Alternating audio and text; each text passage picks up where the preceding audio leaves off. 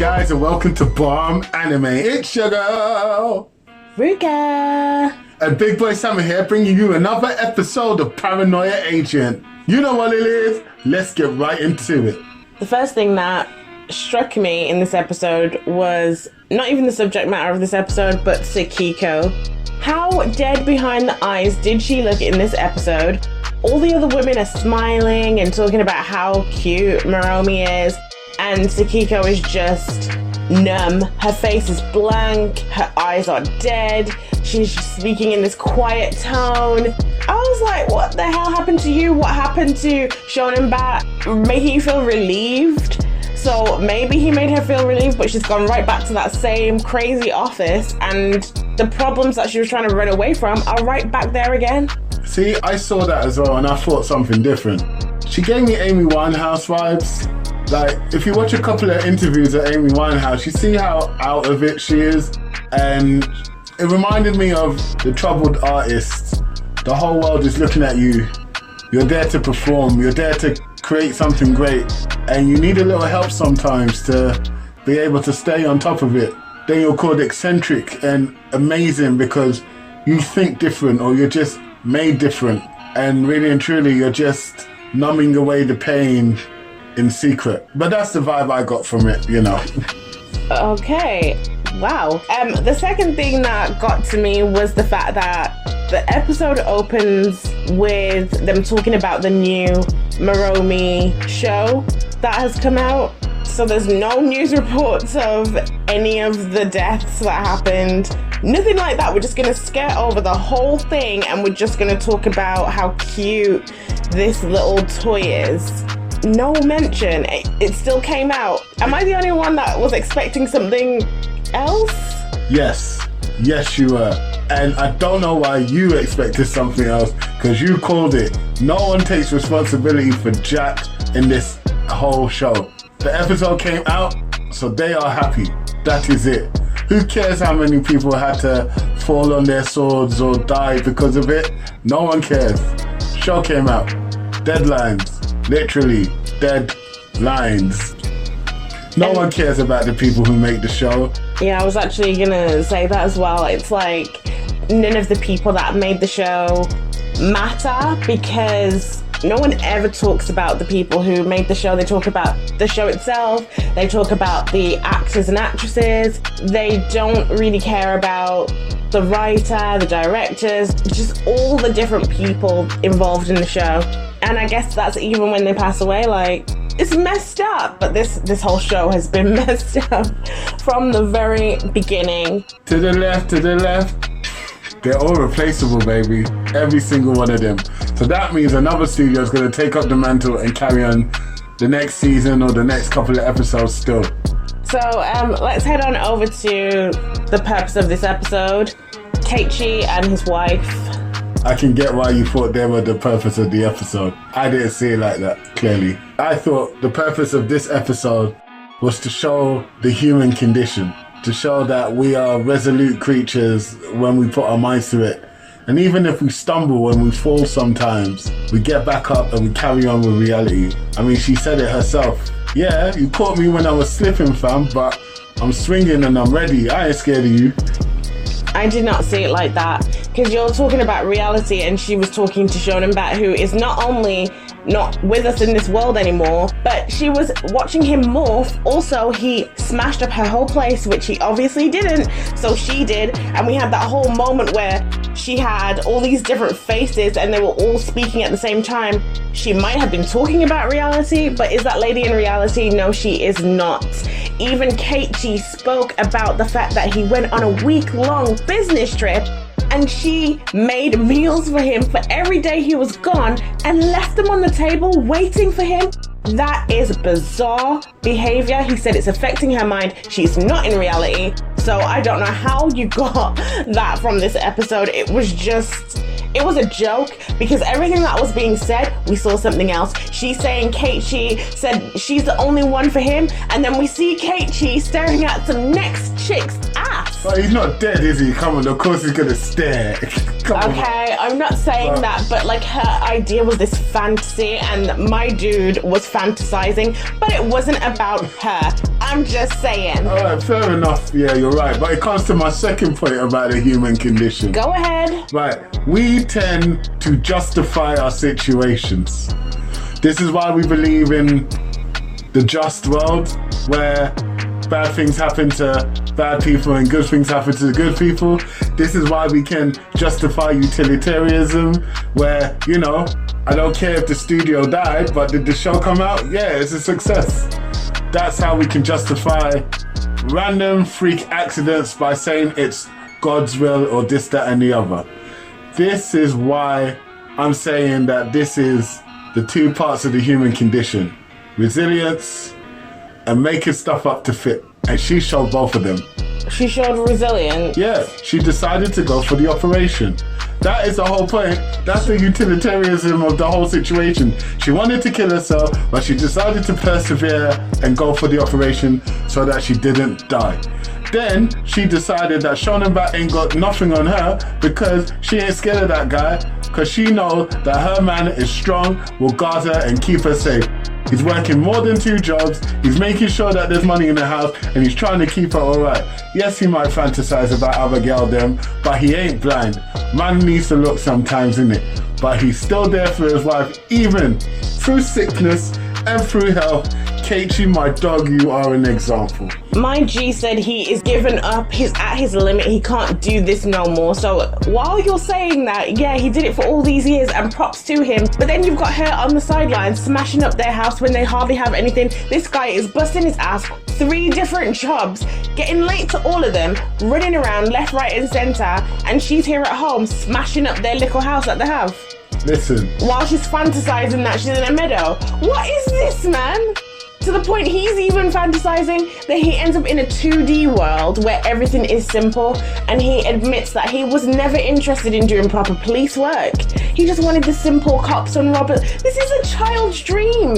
He just fell from grace, bro. He had a prestigious career, he was the chief, and now he's a security guard. I mean, I think he's allowed to fantasize sometimes, you know? Like, come on, bro. I think you're being a bit too harsh on Keiichi, bro. No, I'm not. You're forgetting all of the things that we have seen from Keiichi. You're talking about this one episode. I'm talking about how he has presented himself from the very beginning to the end. He was a horrible person. He didn't really care for the job. He was telling Mitsuhiro to slow his roll because he didn't want to further investigate the whole Shonen Bat situation. It was Mitsuhiro who was saying there's something more to the story, and he wanted to get to the end. He wanted to get to the truth. And then you had him telling him, oh, shush, it's done, it's fine. And he also alluded to the fact that there was another case similar that he had closed and dusted his hands of as well. He was not interested in proper police work. Maybe he wanted to have the title of being a detective. Maybe he wanted the prestige, but he definitely didn't want to do the work. Okay, you make valid points, but I don't know, man. He lost his job, man, and his wife is sick, man. It's just deep, but you know what? You're right, Ruka. You're right. And his wife is nuts. What's she talking about? I've decided I'm going to have this operation. What money are you bringing into the house? First of all, sick, fam. No, I don't care. First of all, what money are you bringing into the house to be telling anyone that you're having the operation? You have yet to speak to your husband, who is the one who is working all these jobs back to back. When does he sleep? She's dying. And she's talking about she's having this operation. At the beginning, she already said they didn't have the money. So where's she finding the money for this operation? The bills are already piling up. So when is she willing to let go? Might have to turn into Haruri and learn some things. That's disgusting. Grab them cheap for some change. Look, I'm not saying that she should like pass away or anything, but I'm saying that she's making these decisions. She hasn't spoken to the person who actually has the purse strings. From what I've seen, he doesn't know that she even needs this operation. What is going on in her head? What is her illness? What is she sick with? If from when you're a baby or from when you're very young, they said you're not going to live very long and you're clearly in your 50s, what kind of illness does she have? Munchausen schizophrenia. I don't trust anything that she said because I don't know. Okay, I can get why, like, fact and fiction here were very blurred, I get it, but I hate arguing with you because you make so much sense, but still, like, she's ill in it. Maybe that whole thing was in her head as well, her talking to her doctor, hey? Who even knows? I don't even know at this. I did not trust what she was saying, but I can see that when she first started to think that her husband was staying away from home to stay away from her, she was correct, because he was basically saying the same thing. And because she felt like that, this is a sad thing as well about her.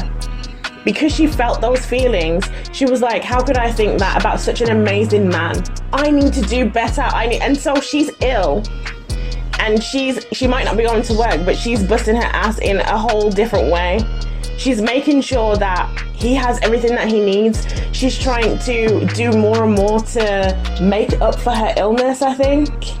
Yeah, it's not nice if you feel like that while in a relationship. It's especially worse if your partner makes you feel like that. But this is not that case here. She's brought it on herself. I don't know, because some of the things she was saying seemed like it was real. Because her husband was corroborating it when he was talking to that old guy. He's saying how, oh, you know what, this is a bit much for me. I'm done doing this for her. And people kept saying to him, why aren't you going home? Go home early. He's at the bar after work instead of going home. Why aren't you going home? Because your wife is right. You are trying to get away from her. The burden is too much. And you're telling your wife to stay in reality and you're out of reality yourself? So moving on, what about the whole talk that he was having with Inukai, the old geezer? How back in the day it was simpler times and they wish they could go back to them kind of days. He was a criminal, he's a cop, and now they're changing times, they've both become redundant. That is very meta of the show, really, isn't it? I mean, I thought last episode was really meta in terms of working in anime and whatever, and manga and whatnot. But this was really, really meta, like, for the whole world. I don't know, I think it's a bit mad to be discussing how a criminal can no longer be a criminal because that time has passed. I mean, some jobs are not for life. It's not a career path. Wow. Like, what? I mean, come on. He's robbing people in a cartoonish way. Nobody does that. Since when was there ever really people robbing places with a burlap sack? That is inconvenient because you've got to tie knots. Nah, you can't put that many things inside of it. It's inconvenient as a robber. So I don't want to hear nothing that guy had to say. It's mad. But for the detective, I can understand where he's coming from a little bit more. Obviously, crimes were a lot different in his time. There weren't very many cybercrimes because there wasn't really any internet or people didn't have devices the way they did. So that whole side of crime was not in existence. Police work was, I mean, I guess you could say it was simpler, but was it really? I mean, doing all that stuff by hand, writing all those reports, that don't sound fun. Yeah, but that's what I'm saying. It's like back then there were simpler crimes and simpler ways to solve it. Now, like, you need like satellite feeds and to troll through millions of people's social media in order to find one guy. Like, it's crazy nowadays. Like, but is it?